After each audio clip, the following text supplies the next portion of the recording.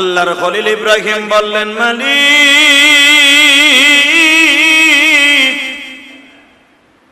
আমি জানি তোমার বিচার এই জমিনে আছে গো।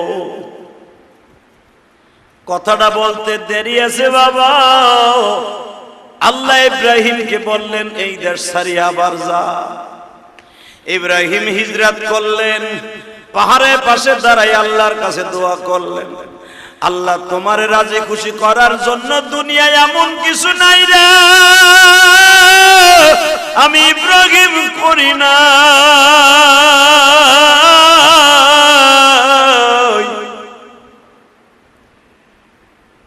কিন্তু তুমি আছো বেঈমান কও আমিও খোদা আছি।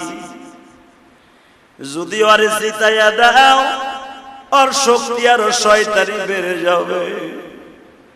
আল্লাহ বলেন, ইব্রাহিম রে তুমি রেডি